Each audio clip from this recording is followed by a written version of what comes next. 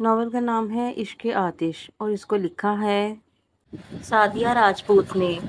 کون کہتا ہے کہ زندگی سمجھی اور سمجھائی نہیں جا سکتی، جبکہ مردہ جسموں سے بھرے قبرستان قدرت کی یونیورسٹیز ہیں اور 2 گز زمین تلے دبا ہر شخص زندگی کا پروفیسر۔ تو پھر ایسا کیوں ہوتا ہے کہ ہم پیدا ہوتے ہیں، مر جاتے ہیں، پر جی نہیں پاتے؟ کہ ہم نے تو بس وقت کو جینا سیکھا ہے، زندگی کو تو ہم نے کبھی جیا ہی نہیں، اور جب یہی وقت ہمارے پاس ختم ہو جاتا ہے تو سوچتے ہیں کہ ہم جو عمر بھر وقت کے کتابچے میں نفع و نقصان درج کرتے رہے تو وہ کون سا پیمانہ تھا جو اس ناپ تول کے کام آیا؟ اور کیا کوئی ایسا فارمولہ بھی ہے جو بتا سکے کہ نفع فائدے کے سوا کچھ بھی نہیں اور نقصان تو بس نقصان ہی دے سکتا ہے؟ جبکہ سچ تو یہ ہے کہ زندگی نفع دیتی ہی کب ہے، یہ تو سودا ہی گھاٹے کا ہے۔ ہم تو عدم میں بہت آرام سے تھے، پھر زندگی کے ہاتھوں میں وجود سے بدل کر اس متضاد دنیا میں آئے اور آزمائش میں ڈالے گئے، اور آزمائش میں نہ تو منافع کی امید ہوتی ہے اور نہ نقصان کی، مگر حیرت ہے پھر بھی ہم خسارے کی فہرست مرتب کرتے رہے۔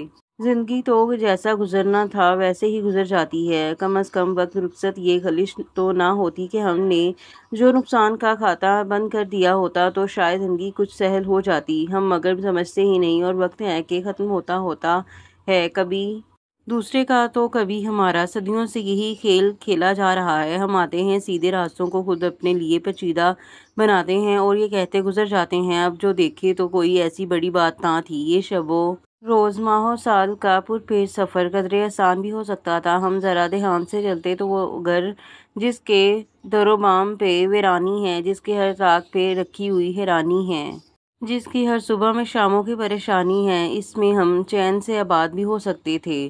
اب جو دیکھیں تو بہت صاف نظر آتے ہیں، سارے منظر بھی پس منظر بھی، لیکن اس دیر خیالی کا صلہ کیا ہوگا؟ وہ جو ہونا تھا ہوا، ہو بھی چکا، لائنیں کٹتی رہیں لفظ بدلنے کے سبب، حاصل عمر یہی چند ادھورے خاکے، کوئی تصویر مکمل نہیں ہونے پائی۔ ملیحہ فاروقی، 26 مئی 1977۔ وہ ہاتھ میں بُکے پکڑے اجنبی چہروں کے درمیان کسی شناسا چہرے کو ڈھونڈ رہی تھی کہ کسی نے اس کا نام پکارا، تانیہ۔ وہ مڑی اور آواز کی صدت دے کر زور سے ہاتھ ہلایا۔ فائزہ۔ دونوں نے ایک دوسرے کی سمت قدم بڑھائے اور قریب آنے پر گلے لگ گئیں۔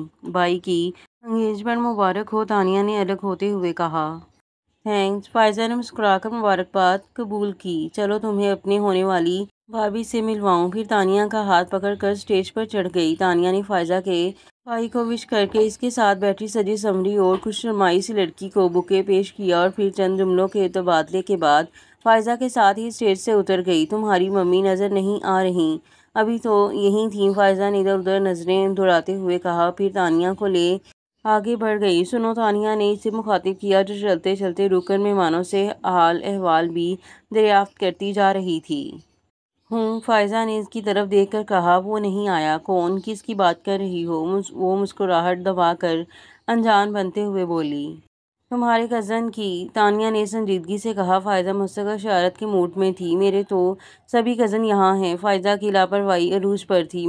میں شایان کا پوچھ رہی ہوں، بالآخر تانیہ نے چڑھ کر کہا۔ اچھا تو یوں کہو نا۔ اس کے بن کر بولنے پر تانیہ نے اس سے ہاتھ جڑ دیا۔ مار کیوں رہی ہو؟ بس آتا ہی ہوگا، ویسے بھی اس کی پولیس ٹریننگ ہی ختم نہیں ہوئی ہے، ابھی پوسٹنگ کے آرڈرز نہیں آئے، اور ایسے فارغ بندے کے لیے دعوت اڑانے سے اچھی کیا مصروفیت ہوگی؟ بات ختم کرتے ہی وہ پیچھے ہٹیں کہیں تانیہ شایان کی حمایت میں اسے ایک تھپڑ اور نہ جڑ دے۔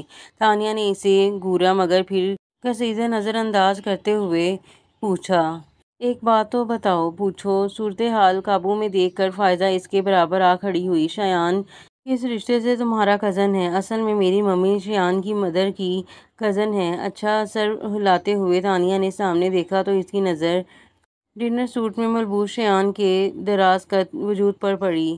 اس نے فائزہ کو پکڑ کر جھنجھوڑ دیا۔ شایان آ گیا؟ شکر ہے، نہیں تو تم مجھے مار ڈالتی۔ بکو مت، تانیہ نے شایان کو دیکھتے ہوئے اسے ڈانٹا جو سیدھا ہی ان کی طرف آ رہا تھا۔ کیا ہو رہا ہے؟ وہ پاس آ کر بولا۔ تمہارے آنے کی خوشی میں تانیہ میرا گلا دبانے والی تھی، فائزہ بے چارگی سے بولی۔ شایان نے پہلے اس کی شکل دیکھی، پھر تانیہ کی، جس کے دونوں ہاتھ پیچھے سے فائزہ کے شانوں پر تھے۔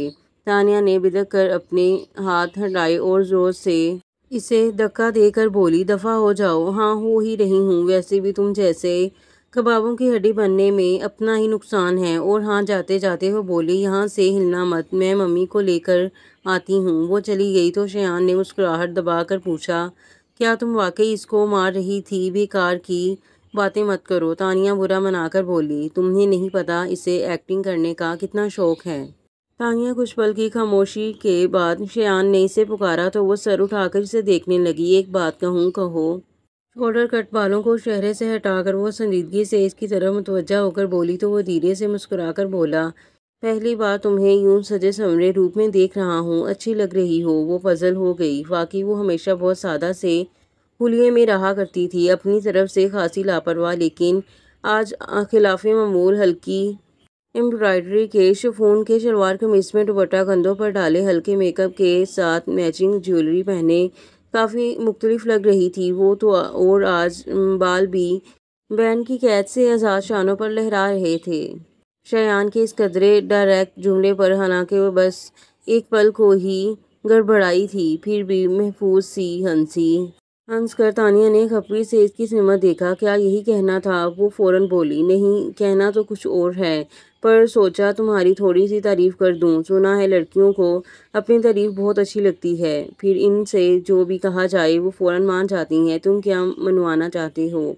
شایان کی بات سے قیاس لگا کر اس نے آبرو اچکا کر پوچھا، کچھ بھی کہنے سے پہلے وہ کچھ پل چپ رہا، جیسے الفاظ ترتیب دے رہا ہو، پھر دھیرے دھیرے بولنے لگا، تانیہ میں نہیں جانتا میں نے کب اس طرح سے سوچنا شروع کیا، مگر یہ بات میرے دل میں بہت عرصے سے تھی، بس کبھی کہا نہیں، سوچا مناسب وقت آنے پر تم سے کہوں گا۔ کچھ لمحے خاموشی سے رک گئے۔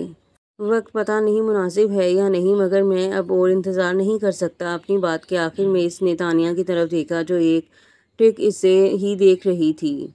شایان کا گمبھیر لہجہ، سحر زدہ الفاظ اور آنکھوں کا والہانہ پن، تانیہ کو لگا شایان آج وہ سب کہہ دے گا جسے سننے کی خواہش 3 سال سے اس کے دل میں تھی۔ تانیہ، میں تم سے ایکسکیوز می پلیز۔ فائزہ کی تیز آواز سے طلسم ٹوٹ گیا اور وہ دونوں چونک کر اس کی طرف مڑے جو قدرے بھاری جسامت والے مگر گریسفل مرد کا ہاتھ پکڑے ان کی طرف آتی دور سے ہی چلائی تھی، ممی تو بزی ہیں، مگر دیکھو میں پاپا کو لے آئی ہوں۔ وہ بولتے ہوئے ان کے پاس آ کر رکی، پھر تعارف کروانے لگی، تانیہ ان سے ملو، یہ میرے پاپا ہیں۔ پھر تانیہ کی طرف اشارہ کرتے ہوئے کہا، اور پاپا، یہ میری best friend Tania Farooqui, most eligible businessman Noor ul Huda Farooqui کی بیٹی، ہم دونوں MBA کلاسز میں ساتھ ساتھ تھے۔ فائزہ کی بات پر وہ بری طرح چونکے، تم نور الہدیٰ کی بیٹی ہو؟ جی۔ نور الہدیٰ فاروقی ایک مشہور شخصیت تھے اور اکثر تانیہ کے بتانے پر ان کے حوالے پر لوگ چونک کر یہ سوال کرتے تھے، اس لیے تانیہ نے کچھ خاص نوٹس نہ لیا۔ کیا آپ میرے پاپا کو جانتے ہیں؟ انہیں کون نہیں جانتا، اب وہ سنبھل کر بول رہے تھے، he is the leading industrialist of the country. اور لاسٹ ویک بزنس میگزین میں جو ان کا انٹرویو چھپا تھا کمال کا تھا، وہ بہت سے لوگوں کے لیے انسپریشن ہیں۔ اینی وے، BA تو کمپلیٹ ہو گیا، اب کیا کر رہی ہو؟ اپنی پاپا کی تعریف پر اسے فطری طور پر خوشی ہو رہی تھی۔ ان کی بات کے جواب میں وہ مسکرا کر بولی، پاپا کا آفس جوائن کر لیا ہے۔ گڈ۔ وہ خوش دلی سے بولے، اوکے بیٹا، مجھے کچھ اور مہمانوں کو بھی وقت دینا ہے، تم لوگ انجوائے کرو۔ وہ ناقابل فہم انداز میں مسکراتے ہوئے چلے گئے تو تانیہ کو یکدم سے شایان کا خیال آیا۔ وہ پلٹی مگر وہاں کوئی نہیں تھا۔ اس نے تیزی سے نظریں دوڑائیں مگر شایان کہیں نظر نہیں آیا۔ کیا بات ہے؟ فائزہ نے اسے کچھ ڈھونڈتے پا کر پوچھا۔ شایان ابھی تو یہیں تھا، کہاں چلا گیا؟ ارے ہاں، یہ اچانک کہاں غائب ہو گیا؟ تانیہ اس کی بات کو انسنی کرتے ہوئے شایان کی تلاش میں گیٹ تک آئی تو اس نے شایان کو ہال سے باہر جاتے دیکھا۔ شایان، بات سنو، وہ بے ساختہ پکاری مگر شایان نے جیسے سنا ہی نہ ہو اور باہر نکلتا چلا گیا۔ تانیہ اس کے پیچھے لپکی مگر جب وہ باہر آئی شایان اپنی بائک پر بیٹھ کر جا چکا تھا۔ اس خیال نے تانیہ کو آزردہ کر دیا کہ وہ کچھ کہے بغیر ہی چلا گیا تھا۔ وہ کتنی ہی دیر اندھیرے میں بے حس و حرکت کھڑی رہی۔ وہ کب سے شایان کے موبائل پر کال کرنے کی کوشش کر رہی تھی مگر دوسری طرف فون بند تھا۔ آ جاؤ۔ دروازے پر دستک کی آواز سن کر اس نے بلند آواز میں بیزاری سے کہا اور پھر سے موبائل پر نمبر ملائے جی ماما۔ دروازہ کھول کر اپنی ماما کو اندر آتے دیکھ کر اس نے موبائل نیچے کر دیا۔ 2 بار خدیجہ کو تمہیں بلانے کے لیے بھیج چکی ہوں، آ کر کھانا تو کھا لو تانیہ، انہوں نے اسے سرزنش کی۔ آپ چلیں، میں بس تھوڑی دیر میں آتی ہوں۔ وہ زچ ہو رہی تھی، آخر شایان نے موبائل آف کیوں کیا ہے؟ جب سے آفس سے آئی ہو فون سے چپک کر بیٹھی ہو، آخر کس کو فون کر رہی ہو؟ ایک دوست کو، جس ایڈیٹ نے پرسوں سے اپنا موبائل بند کر رکھا ہوا ہے، اور میں اس سے بھی بڑی ایڈیٹ ہوں جو بار بار اس کا نمبر ٹرائی کر رہی ہوں۔ موبائل سے نظر ہٹائے بغیر تانیہ نے کہا، اور دوبارہ نمبر ڈائل کرنے لگی تو مما نے آگے بڑھ کر موبائل اس کے ہاتھ سے لے کر سائڈ ٹیبل پر رکھ دیا۔ فون بعد میں بھی ہو سکتا ہے، اب چلو تمہارے پاپا انتظار کر رہے ہیں۔ پاپا آ گئے، وہ گود میں رکھا تکیہ بیڈ پر رکھ کر اٹھ گئی۔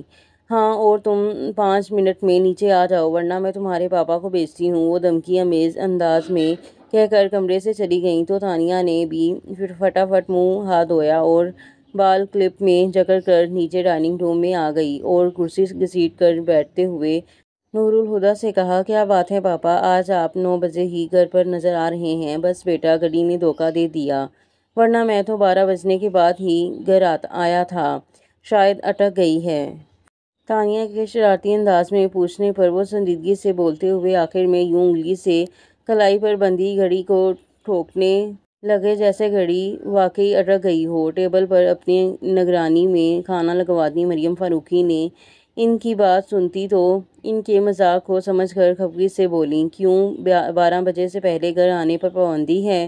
مزے سے ہنستی تانیہ نے ایک دم منہ پر ہاتھ رکھ کر ہنسی روکی اور محفوظ انداز میں نور الہدیٰ کی طرف دیکھنے لگی جو پہلے جیسے سنجیدگی سے بولے، نہیں، لیکن پابندی تو 12 بجے کے بعد آنے پر بھی نہیں ہے۔ تانیہ کی ہنسی چھوٹ گئی تو مریم سلگ کر زور سے بولیں، بہادر، پانی اب تک ٹیبل پر نہیں پہنچا۔ تانیہ نے ان کے غصے کو محسوس کر کے کہا، بس پاپا، اب خیریت اسی میں ہے کہ چپ کر کے کھانا کھا لیں ورنہ آپ کو ماما سے زبردست ڈانٹ پڑ سکتی ہے۔ مشورہ تو بہت اچھا ہے تانیہ، پر بات یہ ہے کہ تمہاری ماما کو مجھے ڈانٹنا پسند ہے اور مجھے ان سے ڈانٹ سننا۔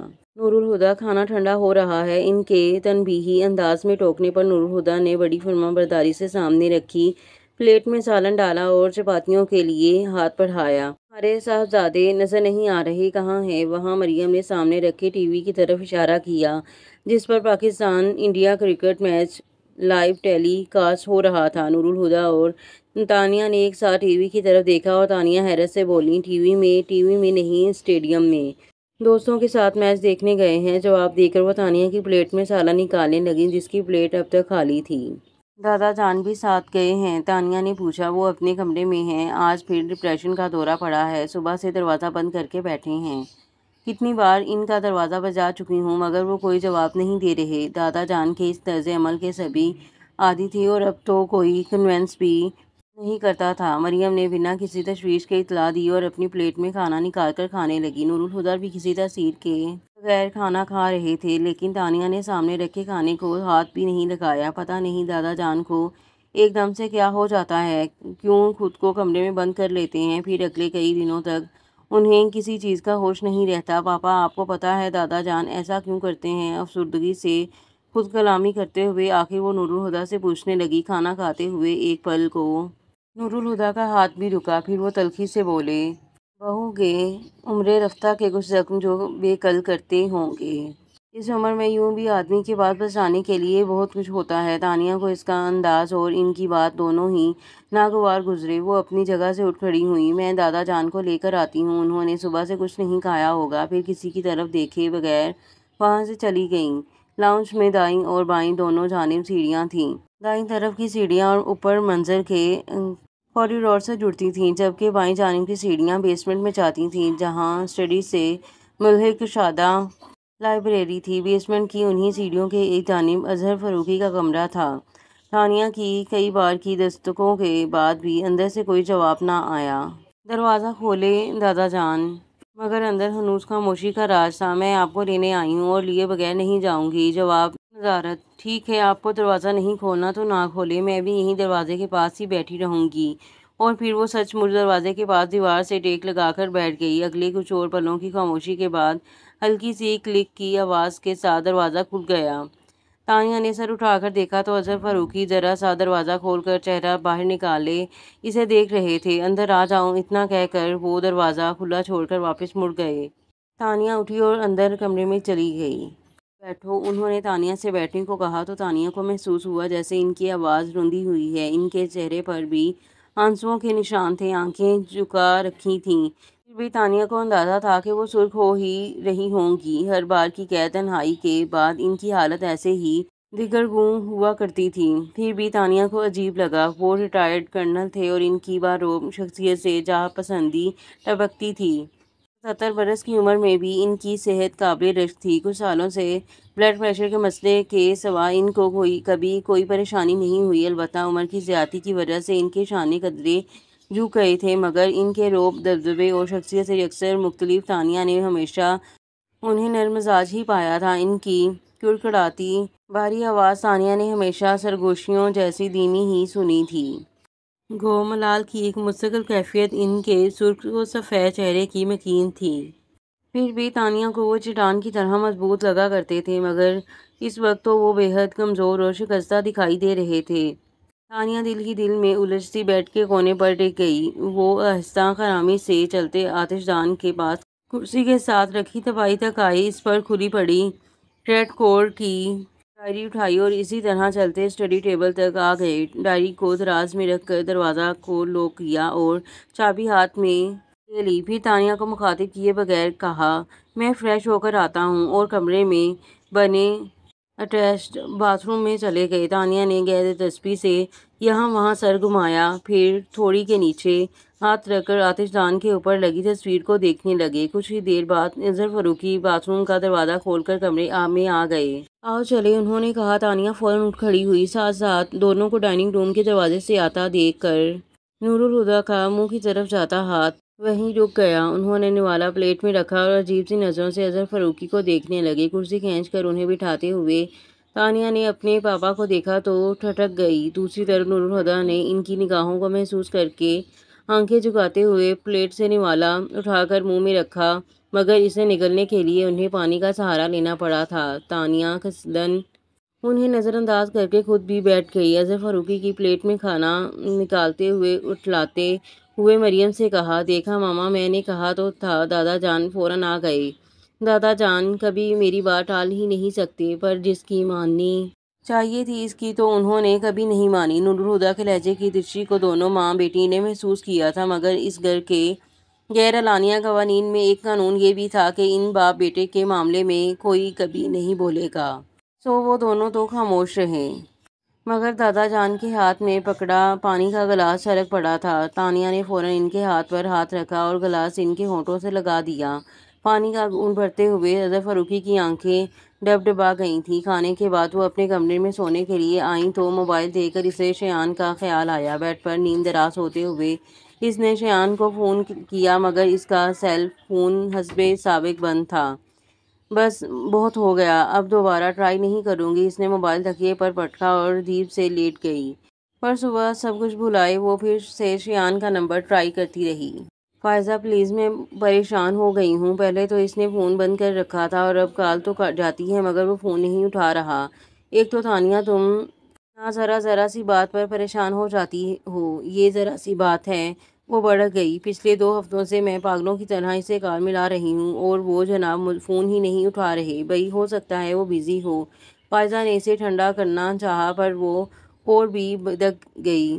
बैठे बिठाए ASP साहिब ने ऐसी क्या मसरूफियत ईजाद कर ली है जो फ़ोन नहीं उठा सकते। अब के फ़ायज़ा भी जिच होकर बोली, उफ, वो तुम्हारी सुई तो एक ही जगह पर अटक गई है। अब फ़ोन रखो। मेरा बॉस सारा काम छोड़कर मुझे अपनी उल्लू जैसी आंखों से घूर रहा है। नौकरी से निकलवाओगी ज़्यादा और एक्टिंग करने की ज़रूरत नहीं है। मैं भी ऑफिस में ही बैठी हूँ। वो ऑफिस हमारे पापा का है, जबकि मेरा बॉस मेरा चाचा बनने को भी तैयार नहीं। अच्छा ठीक है, तुम मुझे शयान के घर का नंबर दो, फिर मैं फ़ोन रखती हूँ। घर का नंबर क्यों? तानिया ने बेख्तियार दांत पीस कर कहा। वैसे जल्दी जल्दी की रट लगा रखी है, मगर क्यों, किस लिए भी पूछना ज़रूरी है। फिर कुछ नॉर्मल लहजे में कहा, देखो मोबाइल पर तो वो कॉल रिसीव कर नहीं रहा, घर का फ़ोन तो उठाएगा। हाँ, मगर मेरे पास इसके घर का नंबर नहीं है। वट वो दाढ़ी شیان تمہارا کزن ہے اور تمہارے پاس اس کے گھر کا نمبر نہیں ہے؟ مگر وہ پرانا والا ہے، نیا مجھے یاد نہیں، ممی کی ڈائری میں لکھا ہوگا۔ ٹھیک ہے، گھر پہنچتے ہی مجھے فون کرنا۔ کروں گی، اور اب فون رکھ دو بھائی۔ کہنے کے ساتھ ہی اس نے لائن کاٹ دی تو تانیہ نے بھی فون رکھ کر ویکسینیشن اسٹیٹمنٹ پر نظر ڈالی جسے وہ فون کرنے سے پہلے چیک کر رہی تھی۔ تبھی کسی نے اس کے آفس کے دروازے پر دستک دی۔ کم ان، اس نے سر اٹھائے بغیر کہا۔ کوئی دروازہ کھول کر آفس میں آیا اور اپنے پیچھے دروازہ بند کر کے وہ تانیہ کے متوجہ ہونے کا انتظار کرنے لگا۔ تانیہ نے کسی کی آمد کو تو محسوس کیا، پھر جب کوئی آواز نہیں آئی تو اس نے دروازے کی طرف دیکھا۔ 17-18 سال کا صاف رنگت والا لمبا مگر دبلا لڑکا، گرے رنگ کی پینٹ پر اسی رنگ کی شرٹ پہنے، بازو سینے پر لپیٹے، زیر لب مسکراہٹ کے ساتھ اسے ہی دیکھ رہا تھا۔ تانیہ کو اپنی طرف متوجہ ہوتے دیکھ کر وہ لمبے لمبے ڈگ بھرتا اس کی طرف آ گیا، پھر ایک ہاتھ ٹیبل پر رکھ کر جھکتے ہوئے بولا، آپ کو ابھی اور اسی وقت ہمارے ساتھ چلنا ہوگا۔ اس کی بات سن کر تانیہ دلچسپی سے مسکرائی اور ایک ہاتھ تھوڑی کے نیچے رکھ کر وہ ٹیبل پر آگے ہوئی، اسی کے انداز میں بولی، اور اگر میں نہ جاؤں تو میں آپ کو زبردستی کندھوں پر اٹھا کر لے جاؤں گا۔ واقعی، تانیہ مرعوب ہوئے بغیر اطمینان سے بولی، آزما لیں۔ ادھر اس کے اطمینان میں بھی کوئی فرق نہیں آیا۔ تو ٹھیک ہے، تانیہ نے اپنی سیٹ پر پیچھے ہوتے ہوئے مسکراہٹ دبائی، اٹھا کر لے جاؤ۔ اب اس کے چہرے سے مسکراہٹ غائب ہو چکی تھی، وہ آنکھیں سکیڑے تانیہ کو گھورتا۔ اور یہاں پر ایپیسوڈ کا اختتام ہوتا ہے اور ملتے ہیں اگلے ایپیسوڈ میں، تب تک کے لیے دیں مجھے اجازت۔ اللہ حافظ۔